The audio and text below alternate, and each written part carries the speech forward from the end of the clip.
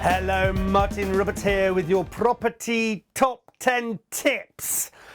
Just some, well, basically top tips, 10 of them related to property. I really thought this through. Anyway, yes, there's lots more of these on the channel. Lots of them in this particular playlist entitled Top 10 Property Tips. There's a running theme you can see. Make sure you like this video. Make sure you subscribe to the channel.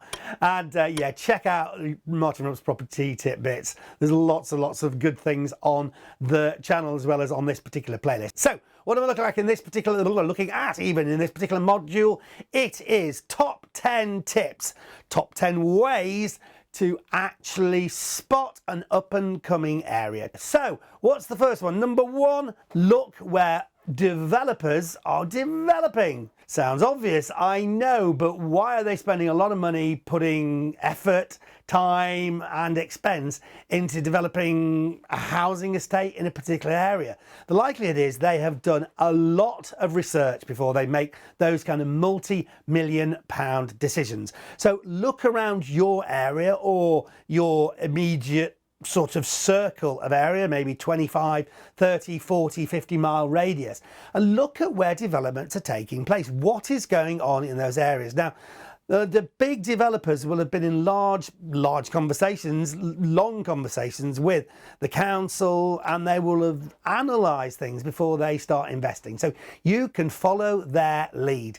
and you can figure that if they're putting lots of money into a particular area, then that is likely to be an area that's going to do pretty well moving forward. So number one on the list is follow the developers. Number two, new estate agents. Look in the area to see where new estate agents are opening up. Now, clearly an estate agent is not going to want to open up a new shop if they think there's no properties to sell. So if you spy new estate agents opening up all over the place, it means intrinsically there is a demand for property, and also those estate agents think that demand is going to continue. So they consider it to be an up and coming area. Once again, they've done the research, so you might as well follow what they are doing. Number three, new supermarkets opening. Now, I've slaved number 10 as a special supermarket opening one, but look at areas where some of the big supermarkets are actually spending a lot of money building new complexes. They're not going to do that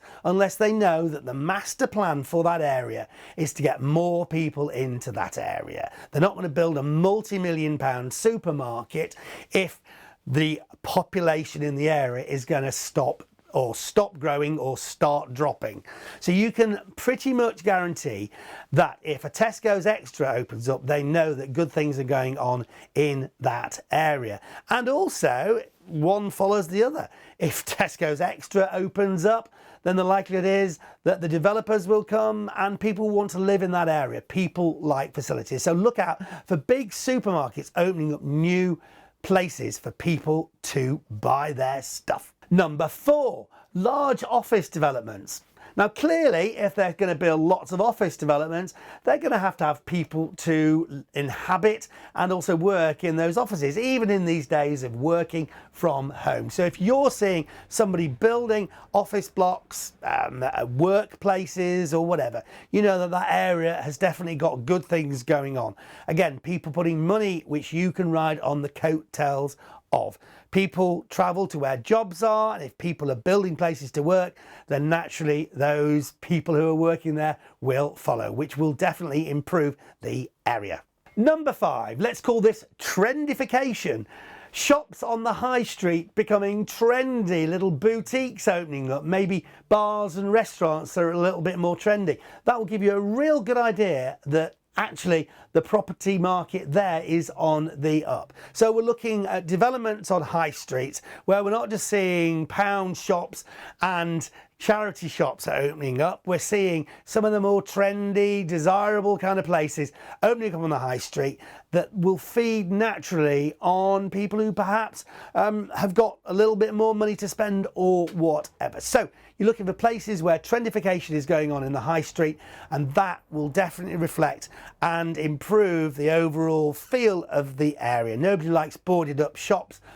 So yeah, you see that happening. That's got to be a good indication of an area that's definitely worth considering. Number six, any large scale development. So when you see large buildings being converted, perhaps an old mill or some kind of big factory, you know that again the area is on the up. Nobody's going to plough millions into converting offices into accommodation or old mills into places for people to live unless they know that all the indicators are that things are going very well in that area. They're going to be looking at the transport links, they're going to be looking at the building of schools, they're going to be looking at all the things that you should be looking at again to decide on areas where it's sensible to invest or buy a house if you're looking for maximum growth. Number 7 in the list, new transport links. Now people need transport links to get around, and if somebody else is spending multi-millions putting in maybe new tram systems, maybe a metro link, a new stop on the underground or things like that, then that's definitely an indicator that things in that area are going in the right direction and you can benefit from that kind of investment. People need transport links. A lot of people obviously are using cars or bikes or motorbikes, but a majority of people still rely on public transport. So if there is, or certainly they would do if it was easily accessible. So if you're looking at areas where that transport links, those transport links are being put in, then again that's a good indicator of an area that's on the up. Number 8, local council regeneration projects. If the local authority are putting money into regenerating an area, then you can pretty much guarantee that that influx of money, government money, local authority money, will help supplement money which is being put in by private investors. So again, these plans are made years in advance, so you can get an indication of where local authorities are thinking about spending their money way ahead of them actually doing so. So look out for those areas where that's happening, and then you can again buy in those areas and the knowledge that kind of an uplift will be taking place thanks to others who've got possibly more money than you. Why not ride on their coattails?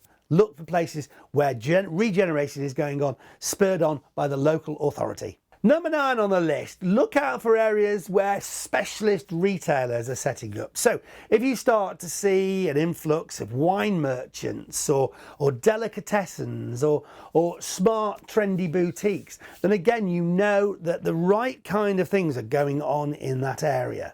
And number 10 in the list, to finish off our top 10 of reasons or hints that an area could be a place to invest in, an up and coming area, is something we're going to call the Waitrose effect. Wherever Waitrose build a supermarket, believe it or not, there is a whole investment strategy that says you should be considering that. So the Waitrose effect is number 10. So they are my top 10 tips for spotting up and coming areas. You want more of these things, check out the other things in this particular playlist and just dance around the channel in general for lots of property and DIY advice. Make sure you like this video, make sure you subscribe to the channel, and I'll be back with more top 10 tips very soon.